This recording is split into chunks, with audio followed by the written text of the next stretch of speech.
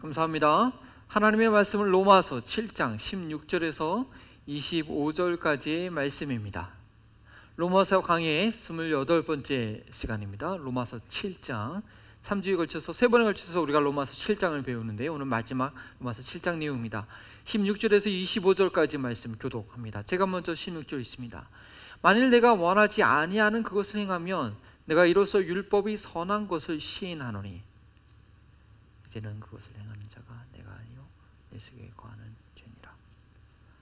내 속 곧 내 육신에 선한 것이 거하지 아니하는 줄을 아노니 원함은 내게 있으나 선을 행하는 것은 없노라. 내가 원하는 바 선을 행하지 아니하고 도리어 원하지 아니하는 바 악을 행하는도다. 만일 내가 원하지 아니하는 그것을 하면 이를 행하는 자는 내가 아니요 내 속에 거하는 죄니라. 그러므로 내가 한 법을 깨달았노니 곧 선을 행하기 원하는 나에게 악이 함께 있는 것이로다. 내 속사람으로는 하나님의 법을 즐거워하되 내 지체 속에서 다른 한 법이 내 마음의 법과 싸워 내 지체 속에 있는 죄의 법으로 나를 사로잡는 것을 보는도다. 오호라, 나는 공고한 사람이로다. 이 사망의 몸에서 누가 나를 건져내랴? 함께 있습니다. 우리 주 예수 그리스도로 말미암아 하나님께 감사하리로다. 그런즉 내 자신이 마음으로는 하나님의 법을, 육신으로는 죄의 법을 숨기노라. 아멘. 이는 살아계신 하나님의 말씀입니다. 이번 주로 죄와 싸우는 법칙의 마지막 시간이 됩니다. 지난주 5번째 법칙은요, 속지 말라였습니다. 거룩한 율법이 문제가 아니라 육체 가운데 있는 무능한 내가 문제이며 자신이 누구인지 모르고 자신의 힘으로 하려는 것이 문제라고 했습니다. 그래서 그렇게 계속 자기 자신에게 속게 되면 어떻게 되느냐? 방종하는 삶을 살거나 아니면 바리새인과 같이 외식하는 삶을 살게 된다고 말씀드렸습니다. 결국은 자신이 누구인지 명확하게 파악하는 것이 중요합니다.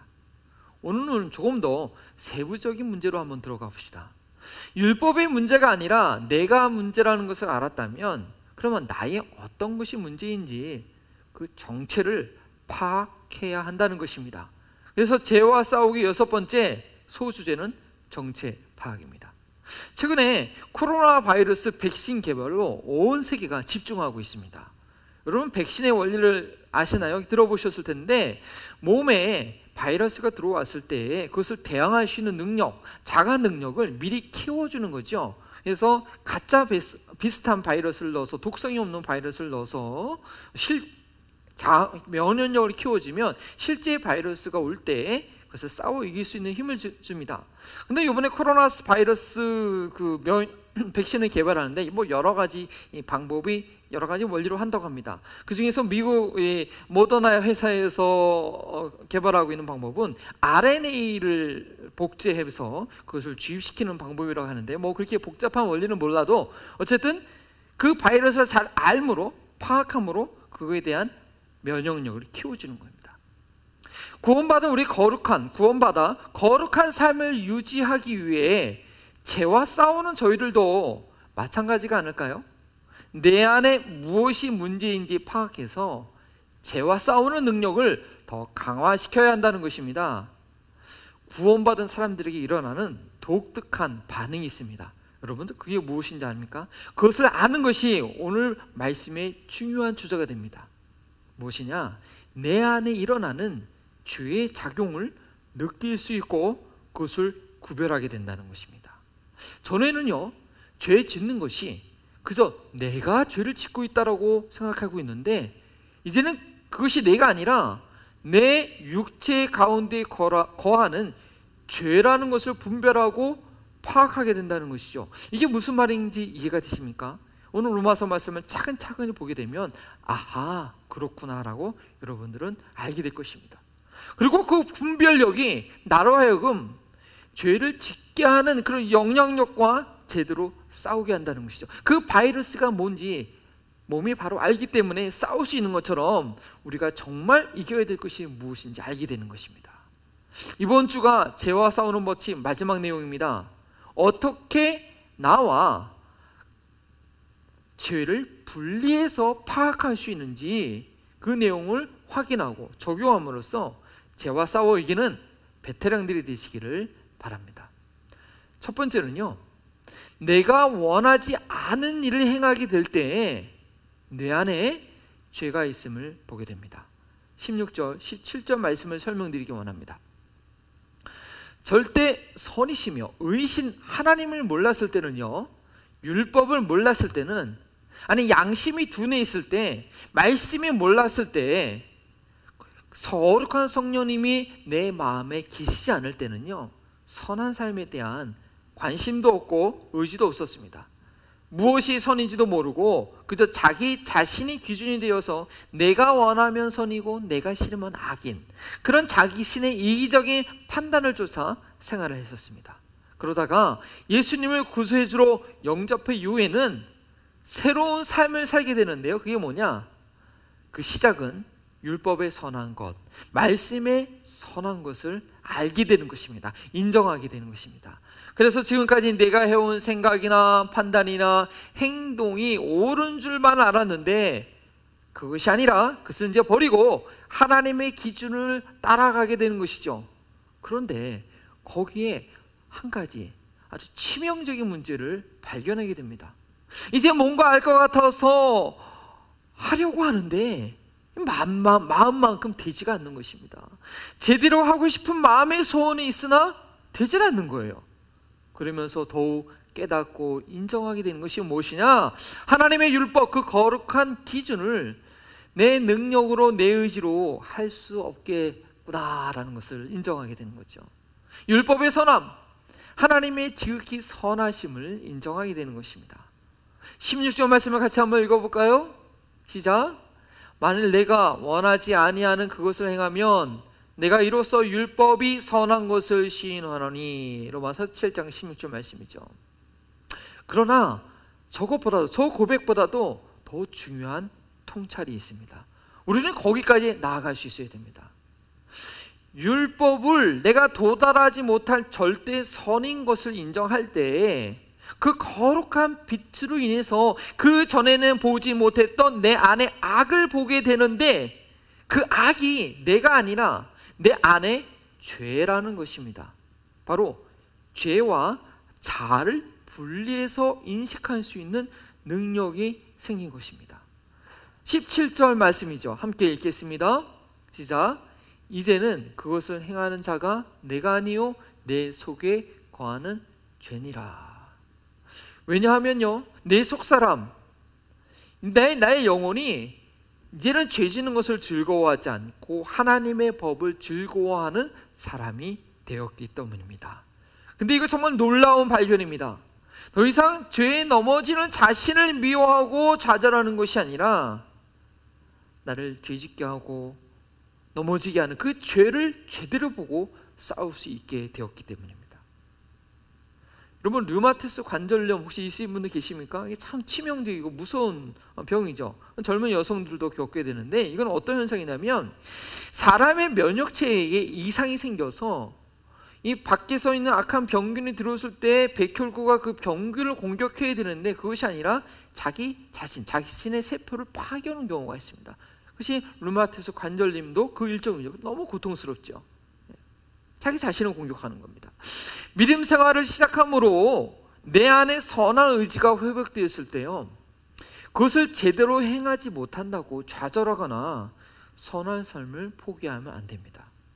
이제 막 변화를 시작하는 자신의 모습을 제대로 이해할 수 있어야 된다는 것입니다.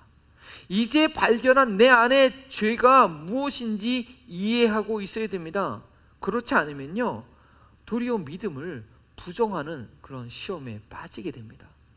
제가 믿음을 제대로 갖기 시작했을 때 잠시 그런 시험에 빠졌습니다.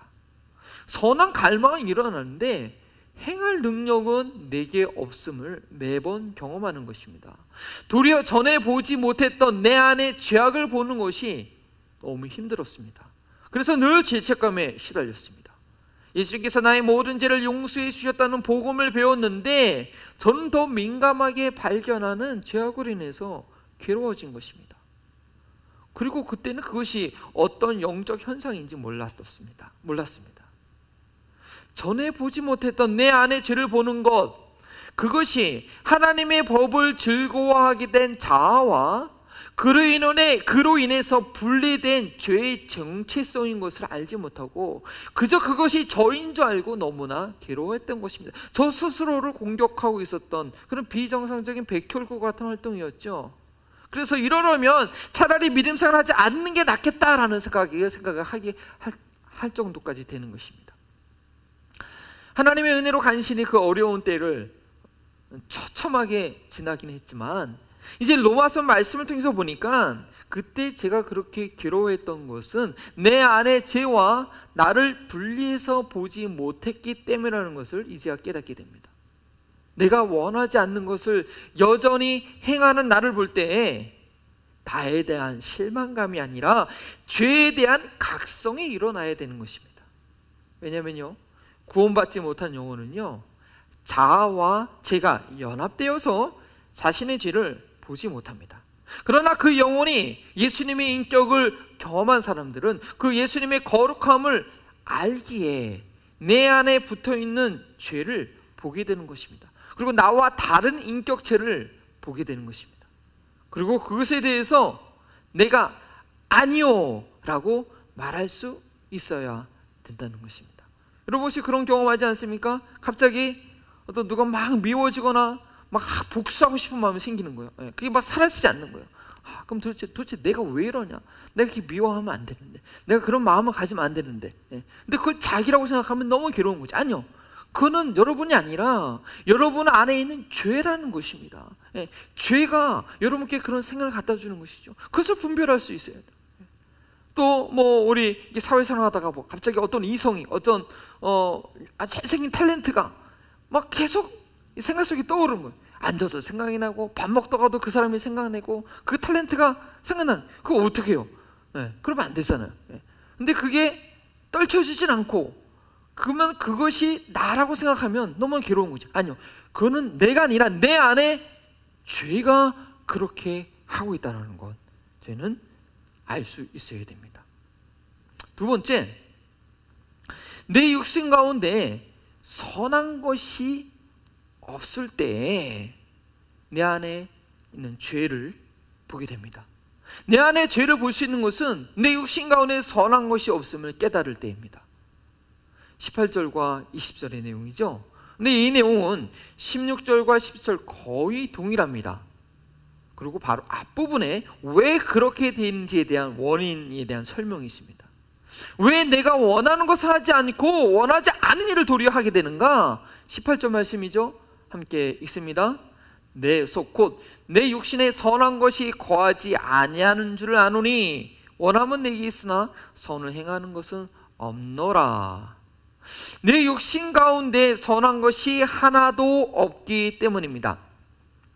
이 육신이라고 번역한 헬라어는요, 삭스라는 그런 단어인데요, 신약성경에 166회 정도 사용되어 있습니다. 저기 보시는 바와 같이 많은 의미가 있습니다. 문맥에 따라서 다양한 의미로 사용되지만 보시는 바와 같이 대부분은 인간의 죄성을 표현할 때 씁니다. 그래서 육신 가운데 있다, 육체 가운데 있다라고 말할 때는 성령과 반대되는 그러한 상태에 있다는 것을 말합니다. 8장 전반부에서 이 대조를 아주 잘 드러내고 있습니다.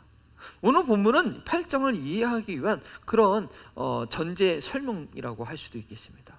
그리고 이 육신에 대해서는요, 7장 5절에서 그 정체가 무엇인지 알 수 있도록 미리 설명해 있었죠. 7장 5절 말씀 내용이 뭐였습니까?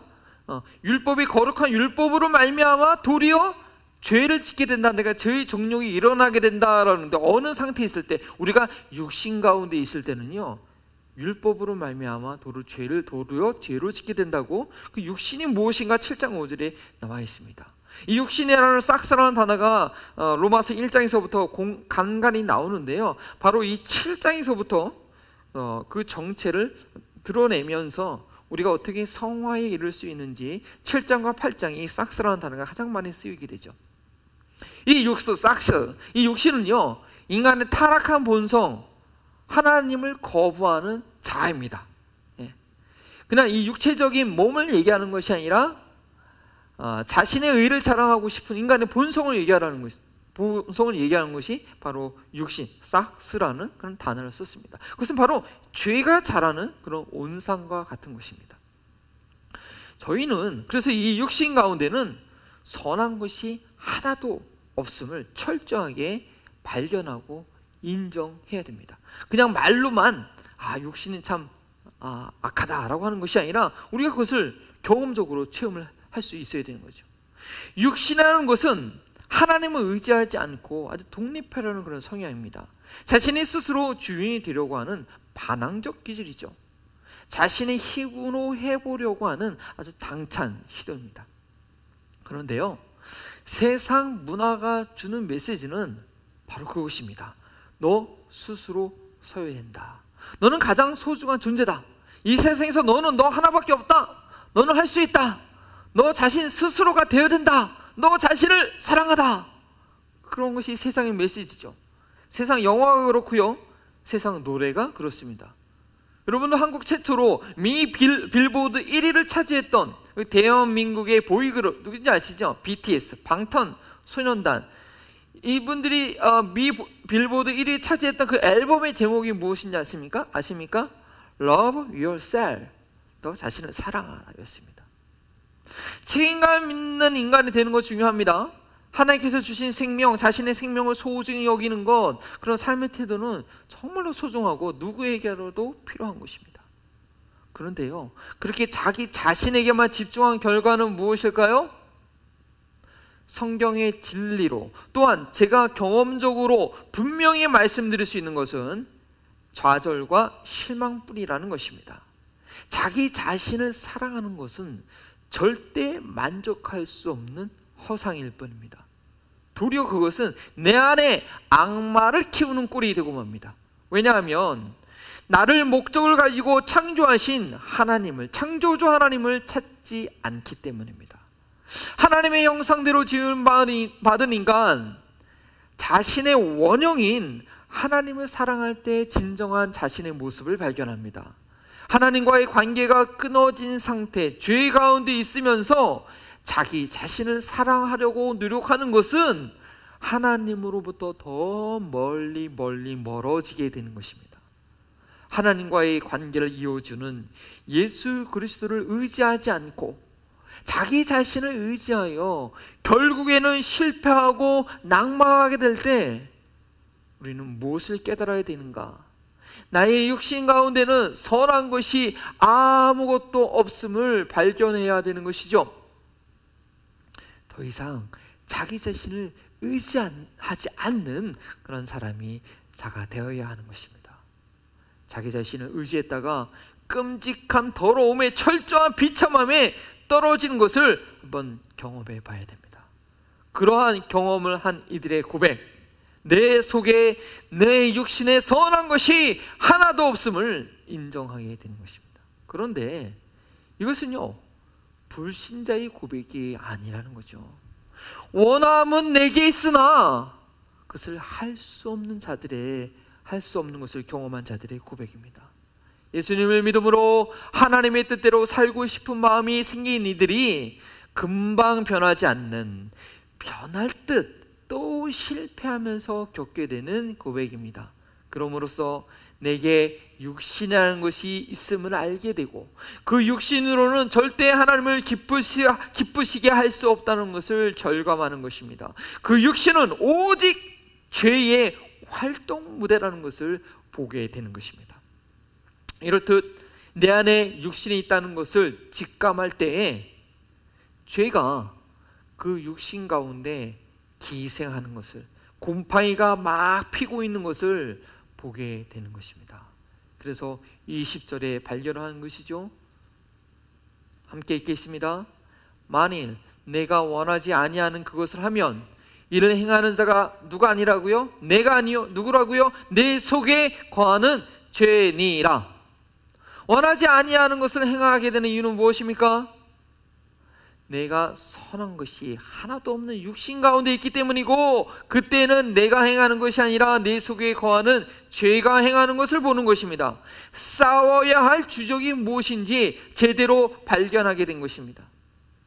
예수님을 믿기 전에는요, 그 육신이 보이지 않습니다. 자아가 육신 자체였으니까요. 그러나 예수님을 믿음으로 이 자아와 육신이 분리되기 시작하는 것이며, 그것을 볼 수 있게 되는 것입니다. 이것을 여러분 일상생활에 어떤 것을 경험할 수 있을까요? 어떤 총각이, 어떤 청년이, 남자가 결혼했다고 합시다. 근데 이 청년에게는 이 특유의 이상한, 아주 안 좋은 것이에요. 사기를 치는, 교묘하게 거짓말해서 속이는 그러한 습관이 있었어요. 근데 어떤 정직한 처녀와 결혼했다고 합시다. 예. 그래서 둘이 하나가 되겠죠. 예. 하나가 되면서 살아가면서 어떻게 됩니까? 그래서 이 남편이 자꾸 거짓말로 다른 사람을 속이라고 할 때 와이프가 가만히 있지 않죠. 이 정직한 여인이 가만히 있지 않죠. 자꾸 뭐라고 하죠. 그렇게 하면 안 된다고. 예. 그렇게 안다고 하면서 그때부터 그 청년이 그것이 아니구나, 잘못됐구나 라고 자신의 잘못을 보게 되는 것입니다. 마찬가지로 우리가 예수님을 믿는 순간, 예수님의 그 거룩한 성품으로 인하여서, 예수님의 온전함으로 인하여서 너의 죄가, 나의 잘못된 것이 드러나게 되는 것입니다. 그것이 바로 예수님 믿는 순간 우리의 육체가 예수님과 함께 십자가에 못 박히는 것이죠. 그래서 갈라디아서 5장 24절에 이렇게 말하고 있습니다. 그리스도 예수의 사람들은 육체와 함께 그 정과 탐심을 십자가에 못 박았느니라. 사실 저 번역이 좀 정확하지 않은데요, 사실 정확한 번역은 예수의 사람들은 그 정과 욕심과 탐욕과 함께 육체를 십자가에 못 박아. 육체가 직접적인 목적어가 됩니다. 그런데 한글 번역이 좀 바꿔놨습니다. 정과 탐심을 못 박았다고 하는데, 아니, 사실은 육체를 그 정과 탐심과 함께 못 박은 것입니다. 근데요, 여기서 또 중요한 사실이 있습니다. 저희가 예수님을 믿는 순간 저희 안에 그 육체가 바로 없어지는 게 아니라는 것입니다. 생각해 보시죠. 우리가 예수님과 함께 십자가에 못 박힌 건데, 예수님께서 십자가에 못 박히셨을 때 바로 죽으셨나요? 아니죠. 6시간 동안 십자가에 달리신 후에 들어가셨습니다. 저희가 예수님과 함께 연합해 나가는 그 과정이 있는 것처럼, 지난번에 6장 설명드릴 때 말씀입니다. 연합이라는 단어가 헬라어 단어가 같이 묶여져서 정체성으로 함께 성장하는 그런 연합이었죠. 그와 같이 우리 육체가 예수님과 연합함으로 십자가에 못 박음으로 죽어가는 과정이 있는 것입니다. 예수님과 연합한 만큼 육체의 영향력이 소멸되는 것입니다. 예수님과 연합하면 연합할수록, 그 연합이 깊어질수록 그 육신도 죽어가게 되는 거죠. 그래서 우리는 그 과정을 이해할 필요가 있습니다. 왜 믿었는데 바로 변하지 않느냐? 과정이 있다는 것이죠. 사도 바울은 그것을 한 법을 깨달았다고 얘기하고 있습니다. 세 번째, 내 안에 죄를 보게 되는 것은요, 한 다른 법을 깨닫는 것입니다. 21절부터 25절까지의 말씀을 설명드립니다. 21절은 그러므로 라고 시작합니다. 내 안에서 선과 악이 치열하게 싸우는 과정, 그러므로 내가 깨달았다. 뭘 깨달았다는 것입니까? 선을 행하는 나에게 뭐가 있다? 악이 함께 있다는 것을 깨닫게 됩니다. 교회가 한참 부흥하고 은혜가 넘칠 때 꼭 이 자잘한 시험들이 일어나는 것과 비슷하죠. 그래서 교회에 시험이 닥쳐오면 부흥의 전자라고 그렇게 긍정적으로 받아들이기도 합니다. 왜냐하면 예수 그리스도 안에서 예수님께서 교회의 머리이시기 때문에 승리가 보장되어 있어서죠. 개인의 삶에서도 종종 경험하시는 바가 아닙니까? 하나님과의 관계가 최고조로 이르기 시작할 때, 말씀에 한참 은혜 받고 있을 때 가장 가까운 사람에서로부터 시험거리가 찾아옵니다. 교회의 가장 중직자에게서부터 시험이 찾아옵니다. 아니, 목사가 가장 시험에 빠지게 되는 경우가 있습니다. 그래, 내가 얼마나 그 은혜를 누리는가 보자 하면서 마치 사탄이 옆에서 비우는 것과 같습니다. 근데 저희는요, 이것을 이상히 여기지 말아야 됩니다. 너무나 당연한 일입니다. 왜냐, 이 땅은 천국이 아니기 때문입니다. 새하늘과 새 땅이 임하고 사탄이 저 무저경에 불못에 완전히 갇힐 때까지는 이 땅에서 우리가 하나님의 나라가 확장될 때 동시다발적으로 이 사탄의 세력들도 계속적으로 방해하는 그런 외부적 갈등이 필수적으로 있다는 것입니다. 그런데요, 이 갈등이 내 안에서 일어날 때는 헷갈리게 되는 것입니다. 하나님께서 기뻐하신 일을 힘써 행하려고 하면 꼭 넘어진 일이 생기는데, 이것이 내 성격 때문에 내 영성의 한계로 느껴지는 것이죠. 외부의 핍박이라고 한다면 믿음의 각오를 가지고 더 이기려고 하겠는데, 내 안에서 일어나니까 나 때문에 생긴 것이라고 느껴지고, 나는 안 돼 하고 이제 좌절하게 되는 거죠. 심지어는 내가 구원받은 사람인가라고까지 이렇게 회의가 느껴지게 되는 것입니다. 그러나 이때 우리가 22절 같은 확신을 가져야 되고, 그로 인해서 23절의 법칙을 이해해야 합니다. 22절이 무엇입니까? 같이 있습니다. 내 속사람으로는 하나님의 법을 즐거워하되. 원래 내 속은요, 내 원래 사람은 하나님을 부정하는 이 육으로 가득 찬 사람이었는데, 예수님을 만난 나의 영혼은 이제 하나님의 법을 즐거워하는 사람이 된 것입니다. 이 속사람에 대해서요, 에베소서 3장 16절은 다음과 같이 말하고 있습니다. 그의 영광의 풍성함을 따라 그의 성령으로 말미암아 너희 속사람을 능력으로 강건하게 하시오며. 고린도후서 4장 16절은요, 또 겉사람은 낡아지지만 이 속사람은 날마다 새롭게 된다고 하셨죠. 이러한 속사람을 가진 영혼이 된 것입니다. 성령의 능력으로 날마다 새로워지는 속사람이 하나님의 말씀을 즐거워하며 행하려고 할 때에 어떤 현상이 일어나는가? 23절이 짧은 구절 안에 세 가지의 법, 룰, 규칙을 말하고 있습니다. 이것을 법이라고 말하고 있는데, 그래서 1 더하기 1이 2인 것처럼 너무나 당연하게 일어나는 현상이기 때문에 법이라고 얘기하고 있습니다. 그 첫 번째 법은 뭐냐? 속사람을 갖고 있는 우리에게 적용되는 마음의 법입니다. 바로 22절에 하나님의 법을 즐거워하는 것이죠. 예수님의 구세주로 영접하게 되면요, 그 다음부터는 하나님의 말씀이 들립니다. 하나님의 말씀을 사모하게 됩니다. 내 영혼이 하나님의 말씀으로 살아나는 것을 경험합니다. 이것이 구원받은 자에게 반드시 일어나는 현상입니다. 하나님의 자녀가 되었기에 하나님의 뜻대로 행하려고 하는 의지가 생겨나는 거죠. 이것이 마음의 법입니다. 예수님 믿는 사람에게 반드시 나타나는 현상입니다. 그런데 그때 반드시 일어나는 또 다른 현상이 있습니다. 다른 법이 있습니다. 내 지체 속에 한 다른 법이라고 했습니다. 근데 그것이 내 안에 있습니다. 전에는 나와 일치가 되었던 것인데, 이제는 내가 하나님의 법을 즐거워하는 자가 되었기 때문에 나와 구별돼서 내게 주는 영향력입니다. 나를 다시 자신의 지배력 안으로 끌어가려고 하는 영향력이죠. 어디로? 죄의 법으로 밀어 넣으려는 것입니다. 그래서 이 두 번째 다른 한 법은요, 마음의 법과 죄의 법 사이에 일어나는 자력과 같은 현상입니다. 자석이 철을 끌어당기는 것처럼요. 그래서 마음의 법이 생기면 그것을 반사적으로 죄의 법으로 끌어들이려고 하는 그 힘이라는 거죠. 그것이 바로 한 다른 법입니다. 세 번째, 그러면 그 마음의 또 다른 법이 죄의 법으로 끌어들이려고 하는데, 그러면 그 죄의 법은 무엇입니까? 죄의 삭은 사망이다. 죄를 짓게 되면 죽음에 이르게 되는 법입니다. 하나님을 대적하는 것이죠. 하나님께 불순종하고 하나님의 지배력을 거부하는 것입니다. 그 결과로 사망에 이르게 하는 법칙입니다. 생명을 박탈하는 것입니다. 그런데요, 이 죄의 법칙이 무서운 것은 이것이요, 여전히 우리 안에, 내 지체 안에 있다는 사실입니다. 23절 다시 한번 이 세 가지 법칙 제가 설명드리고 생각하면서 한번 읽어보실까요? 시작. 내 지체 속에 한 다른 법이 내 마음의 법과 싸워 어디로요? 내 지체 속에 있는 죄의 법으로 나를 사로잡는 것을 보는도다. 내 지체 속에 죄의 법이 여전히 있다고 성경은 말하고 있습니다.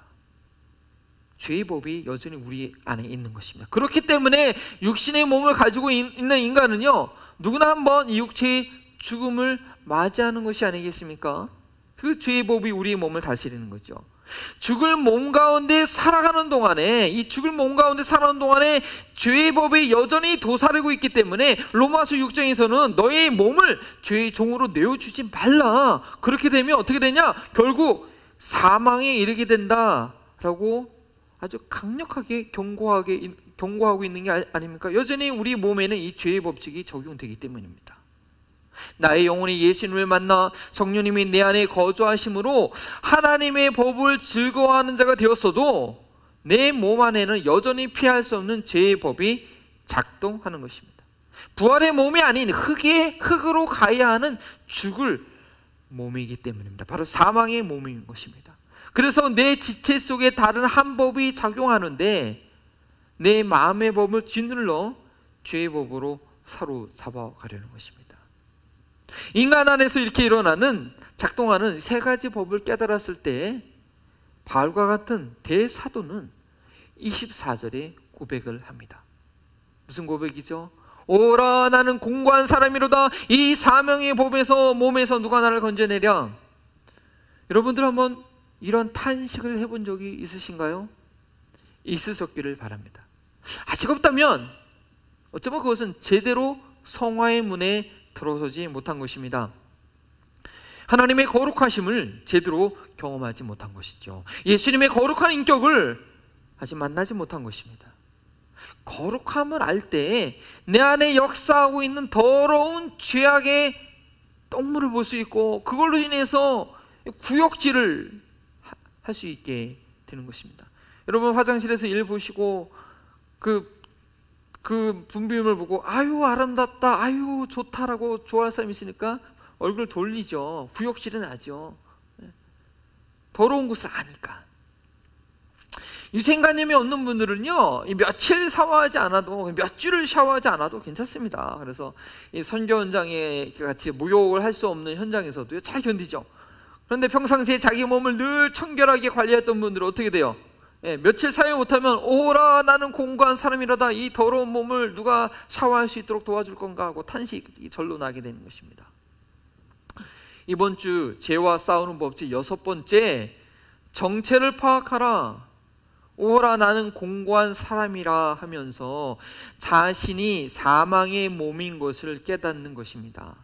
그 전에는 몰랐던 내 안에 죄의 법을 보는 것입니다. 내 마음에 하나님의 법을 즐거워하는 것이 일어나자 그것을 다시 죄의 법 아래로 끌고 가려고 하는 또 다른 법이 내 지체 속에 활동하는 것을 보게 되는 것입니다. 저는 지금까지 세 가지로 내 안에 죄를 볼 수 있는 현상에 대해서 말씀드렸습니다. 기억나십니까? 첫 번째, 내가 원하지 않는 행동을 하고 있을 때 뭐라고요? 그것은 내가 하는 것이 아니라 내 안에 있는 죄가 하는 것임을 알아야 됩니다. 두 번째, 내 육신 가운데 선한 것이 전혀 아무것도 없음을 깨달을 때 그때에서야 내 안에 바로 죄가 행하고 그 육신 안에 죄가 자라고 있구나라고 깨닫게 되는 것이죠. 세 번째, 내 안에 하나님의 법을 즐거워하는 마음의 법이 생길 때 그 순간에 또 다른 죄의 법이 나를 대항하는데 그건 뭐냐? 내 안에 여전히 죄의 법이 있기 때문이라는 것을 알게 되는 것입니다. 자, 그러면 이제는 우리는 어떻게 해야 됩니까? 내 안에 있는 죄를 볼 수 있는 자가 되었는데 그러면 어떻게 해야 되냐는 것입니다. 구원받은 내 영혼이 거주하고 있는 이 몸은 무슨 몸이냐? 사망의 몸이라는 것을 철저하게 인지하고 있어야 됩니다. 알고 있어야 됩니다.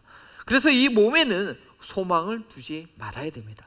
우리가 이 사망의 몸에서는요 절대로 완성을 이룰 수가 없다는 것입니다. 어떤 신학에서는 그리스도인의 완전이라고 해서 완전한 개념을 얘기하는데 저는 그 신학에 동의하기가 어렵습니다. 이 사망의 몸에 있는 동안에 우리에게 완전이라는 것은 있을 수 없습니다. 이 몸은 이미 사형 선고를 받아 흙으로 돌아가야 될 존재이기 때문입니다. 따라서 우리가 이 몸에 거하는 동안에 할 수 있는 최선은요 이 사망의 몸에서 나를 건져낼 구원자를 소망하는 것입니다. 25절의 전반부와 같은 믿음의 고백이 저에게도 필요한 거죠. 같이 고백해 볼까요? 시작. 우리 주 예수 그리스도로 말미암아 하나님께 감사하리로다. 제가 믿음 생활의 여정 중 이런 영적인 갈등을 겪을 때 이 로마서 7장 말씀을 참 관심 있게 주의 깊게 읽고 또 읽었었습니다. 저의 마음을 그대로 표현하고 있어서 나만 겪는 것이 아니구나 하고 위로가 되었습니다. 그런데 그 당시 제가 성경을 제대로 이해하지 못하고 있었기 때문에 이 7장 말씀이 동감은 됐지만 위로는 됐지만 그렇게 갈등하고 고민하는 제게 해결책은 되지 않았습니다. 이 7장의 내용이요 25절로 마무리되는 것이 참 김 빠지는 것이었습니다. 최고지에 이르렀다가 아무 해결책 없이 그냥 푹 꺼지는 느낌이었습니다. 그때 저희 성경 지식으로는 이 25절의 말씀이 그 가운데서 해결책은 찾지 못했습니다. 물론 그 궁극적인 해결책은 성화의 과정으로 이 8장에서도 자세하게 나오긴 합니다. 그래서인지 이 7장의 이 마무리로서 25절은요 너무나도 당황스러웠습니다. 25절 전반부는 받아들일 만합니다. 예수님으로 말미암아 구원을 받았으니까요. 그래서 이 사망의 몸에서 누가 나를 건져낼 것인가? 예수님밖에 없다고 저도 인정하고 믿습니다. 그런데 후반절의 내용은 도저히 뭘 말하고 있는 것인지 이해가 안 되는 것입니다. 무슨 내용이죠? 그런즉 내 자신이 마음으로는 하나님의 법을, 육신으로는 죄의 법을 섬기노라. 죄의 법을 섬기노라? 한숨이 나오지 않습니까? 그것 때문에 괴로운데, 그것 때문에 고통스러운데 사도 바울이 죄의 법을 섬긴다고 얘기하고 있습니다. 여기서 섬긴다는 것은 둘레오라는 헬라어 단어를 생각했는데 둘로스와 같은 어원으로 종노릇 한다는 것입니다. 죄에게 종노릇 한다? 그렇다면 사도 바울은 여전히 죄에게 종노릇 하면서 그것이 해결책이라고 감사하고 있다는 것인가? 그렇지 않죠. 그래서는 안 되죠. 그것은 구원을 이뤄가는 삶이 아닙니다. 여기에서 오늘 우리는 말씀을 이해해야 할 아주 중요한 포인트가 있습니다. 지금까지의 말씀을 다시 한번 정리하면서 설명드립니다. 구원받지 못한 자는 자신의 죄를 제대로 보지 못합니다.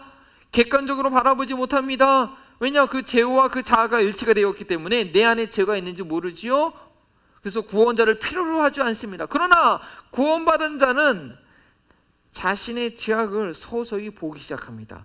죄에서 거리감이 생기면서 자신의 안에 있는 죄악을 객관적으로 볼 수 있는 눈이 생깁니다. 즉 자신 안에 있는 육신의 모습을 봅니다. 그리고 죄가 거하는 그 육신이 있음을 알게 됩니다. 이것이 구원받은 자가 받게 되는 영안의 눈입니다. 영안의 눈이 뜨이는 거죠. 물론 주님과는 비교해서 주님께서 요한계시록에 보니까 두아디라 교회에게 말씀하신 것처럼 불꽃 같은 눈으로 저들을 아주 엄격하게 보고 계신다고 했죠. 우리는 그 정도 수준은 아니지만요. 저희가 그래서 사망의 몸에 거하는 동안에 최소는 내 속사람으로 내 마음으로 하나님의 법을 소망 가운데 즐거워하는 것입니다. 동시에 성령 충만함을 유지하지 못하고 육신에 있게 되면 어김없이 죄의 법에 얽매이게 된다는 것을 알고 있는 것입니다. 그래서 그런 현실을 인정하고 대비하는 것입니다.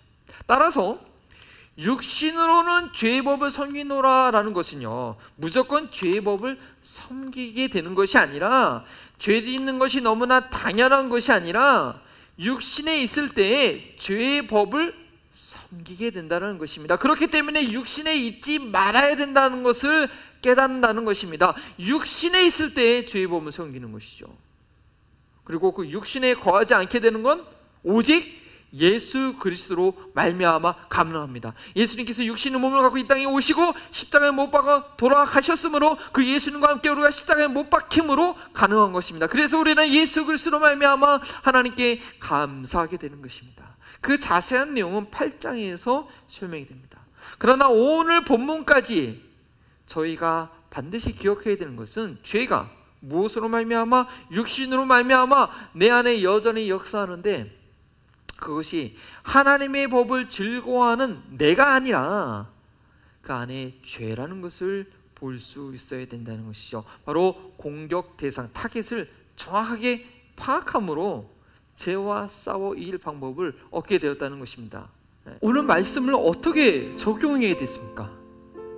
어떻게 말씀을 적용할까요? 근데 그 전에 먼저 한 가지 오해하지 마셔야 될 것은요, 더 이상 죄 지는 것이 내가 아니라고 해서 내 안에 죄이기 때문에 나는 책임이 없다 생각하시면 절대 안 되는 것입니다. 그것은 초대교회부터 있었던 바울의 이 로마서 7장 교리를 잘못 곡해한 영주주의자들의 이원론이며 오늘날 구원파식의 이해이고, 또 잘못된 구원의 확신으로 아무 죄책감 없이 함부로 사는 사이비 그리스도인들의 모습입니다. 육체로 짓는 죄가 내 영혼에 영향을 못 미친다고 하는 것이죠. 네, 아닙니다. 거듭난 그리스도인들의 자아가 죄와 분리되어 내 안에 역사하는 죄의 영향력을 볼 수 있게 되었을 뿐이지, 그 영향이 내게 미치지 않는 것이 아니라는 것이죠. 또 다른 법이 내 마음의 법을 죄의 법 아래로 끌고 가려고 하는 것을 그냥 보면서도 그냥 방관하면 결국 내 전 존재가 죄의 법칙대로 사망에 이르게 됩니다. 육신으로는 죄의 법을 섬기노라, 이들 당연하게 받아들이면 안 됩니다. 그렇게 행하게 되면 행하는 믿음을 부정하고요, 비껍질만 남게 됩니다. 독거미가 곤충을 잡아먹는 것 여러분 보셨습니까? 거미가 포획 대상을 이렇게 거미줄로 꽁꽁 묶어서요 못 움직이게 하고 그 속의 내용물부터 빨아먹으면 나중에 거미줄에는 이 생포된 개체의 빈 껍질만 남게 됩니다. 육신으로는 죄의 법을 섬길 수밖에 없는 처절한 현실을 알기에 죄의 줄에 묶이게 되면 그 처절하게 빈 껍질만 남기에 저희는 더욱 내 안에 허락하신 마음의 법, 하나님의 법을 즐거워하며 그 길을 따라가기를 결단해야 합니다. 내 안에 죄의 움직임을 볼 수 있는 자아가 되었기에 구원자 되시는 주 예수님께 더욱 도움을 구하며 그 죄악을 볼 때마다 그분께 아뢰고 그분께 달려가야 합니다. 어떻게 하는 것이 예수님께 달려가는 것인지는 각자의 방법이 있을 것 같습니다. 자신에게 죄의 유혹을 피하는 가장 확실한 방법을 찾고 연습하셔야 됩니다. 어떤 분들은 은혜 받았을 때 찬양을 다시 듣는다든지, 아니면 골방에 들어가서 통성으로 기도한다든지, 아니면 자기가 좋아하는 그런 은혜 받은 성경 구절을 암송한다든지, 아니면 잠시 밖으로 나가서 하늘을 보면서 주님 도와달라고 기도하는 것이죠.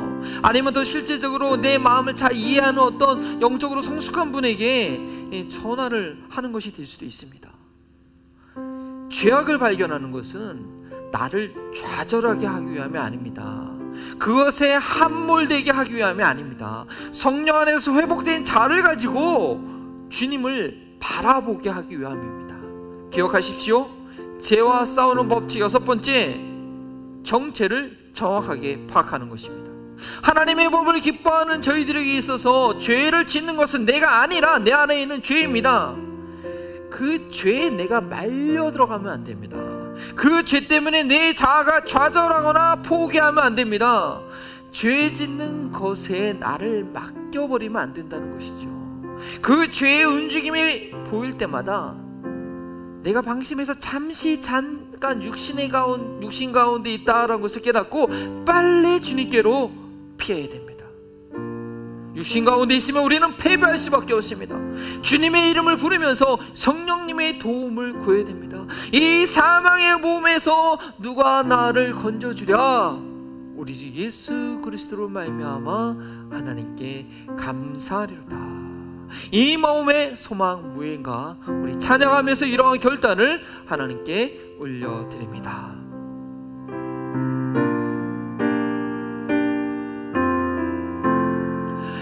이 몸의 소망 무언가 우리 주 예수뿐이세. 우리 주 예수밖에는 미루지 아주 없도다. 주 나의 반석이시니 그 위에 내가 서리라.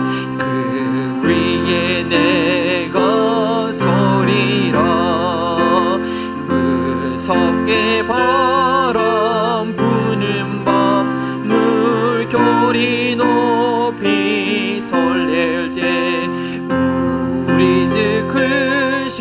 주의 은혜에 소망에 닿을 줄이라. 주 나의 반석이시니 그 위에 내가 서리라. 그 위에 내가 서리라. 세상에 믿던 모든 것 끊어질 그날 되어도 그 주의 언약 믿사와 내 소망 더욱 크리라. 주 나의 반석이시니 그 위에 내가 서리라. 그 위에 내가 서리라. 바라던 천국에 올라가 하나님 앞에 배울 때 구주의 의를 힘입어 어여지 바로 서리라. 주 나의 반석이시니 그 위에 내가 서리라. 그 위에 내가 서리라. 바라던 천국, 바라던 천국에 올라가 하나님 앞에 배울 때 구주의 은혜를 힘입어 어여지 바로 서리라. 주 나의 반석이시니 그 위에 내가 서리라. 그 위에 내가 서리라. 주 나의 반석이시니 그 위에 내가 서리라. 그 위에 내가 서리라. 이 시간 우리가 함께 기도할 때 오직 우리의 소망은, 우리의 반석은 예수 그리스도 한 분밖에 없음을, 하나님 아무리 비참함과 어려움과 내 안에 죄악을 볼 때 두려워하거나 놀라거나 포기하는 것이 아니라 그럴수록 더욱더 우리의 반석이 되시는 예수 그리스도께로 나아갈 수 있는 주의 이름을 부르는 이 사망의 몸 가운데 나를 구원하실 분은 우리 주님밖에 없음을 알고 주의 이름을 간절히 부르는 우리의 삶이 되도록 주여 함께 부르짖고 기도합니다. 주여 하나님이여, 우리의 죄악을 볼 수 있도록 우리의 영혼의 눈을 뜨게 하시니 감사합니다. 하나님 그 죄악을 부끄러워하게 하시고 그 죄악을 미워할 뿐 아니라 하나님 그 죄악 가운데 내 욕심으로 할 수 있는 것은 아무것도 없음을 인정하며 우리 주님을 구하고 우리 주님께 피하며 우리 주의 도움을 구할 수 있는 저희들이 되시도록 하나님 붙들어 주시옵소서. 이제 저와 싸울 수 있는 여러 가지 하나님의 비밀을 우리에게 보여주셨사오니 하나님 말씀은 성령으로 말미암아 기억되게 하시고 삶 가운데 하나님 회복되게 하시고 삶 가운데 적용할 수 있도록 도와주셔서 우리가 더 이상 죄의 이름으로 하나님은 매여 있는 것이 아니라 하나님의 구원하심의 목적을 두사 하나님 그 거룩함에 이르는 하나님 그리스도의 증인이 되는 주님을 드러내는 주님을 담게하는 주님을 담고 담게하는 저희 삶이 되시도록 주님 도우시고 인도하옵소서. 예수 그리스도 안에 승리가 있음을 우리가 확신하오니 저희 한누간도 승리의 삶 살게 하여 주시옵소서. 아버지 하나님 감사합니다. 하나님께서 우리를 구원하심은 부정케 하심이 아니요 거룩케 하심이라고 말씀하였습니다. 이제 그리스도를 알게 하시고 내 안에 있는 죄를 보게 하셨으니 이제 그 죄를 두려워하고 무서워하는 것이 아니라 하나님 우리 더 주님을 의지하며 주님께로 달려가는 저희를 되게 하옵소서. 우리 육신 가운데 선한 것이 아무것도 없사오매 더 이상 자기 자신을 의지하여 낙심하거나 하나님 스스로 결단하는 것이 아니라 우리 더 주님을 사모하고 사랑하고 주님께 나아가기를 소원하는 저희들 되게 하옵소서. 우리 귀한 한 마음을 통해 성도들 삶의 현장 가운데 그 시험과 위기 가운데 있을 때마다 주의 이름을 부르는 자마다 구원을 받나 했사오니 주의 이름을 부를 때 만나 주시고 해결해 주시고 저들에게 성령의 충만함을 부어 주시옵소서. 아버지, 이 시간도 주님을 의지하는 마음으로 하나님께 귀한 물질을 드립니다. 11조로 감사헌금으로, 구제헌금으로, 선교헌금으로 드립니다. 하나님, 정말 이 한마음버린교회가 복의 통로가 됨으로 인하여서 저희 교회를 통하여 세계 만방 가운데 또 이 지역사회 가운데 어려운 이웃들에게 주님의 그 사랑을 증거하는 귀한 물질이 되게 하옵소서. 참으로 적은 것을 드리지만 믿음으로 드리오니 오병이의 기적처럼 주여 사용하여 주시옵소서. 감사하며 예수 그리스도의 이름으로 기도합니다. 아멘.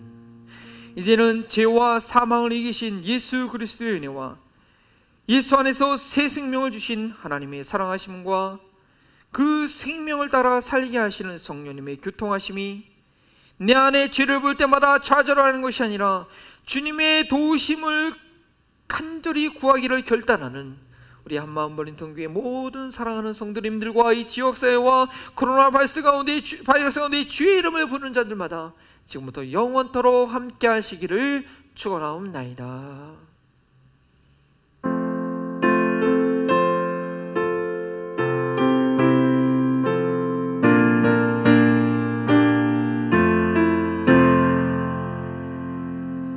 아멘. 예배를 마쳤습니다.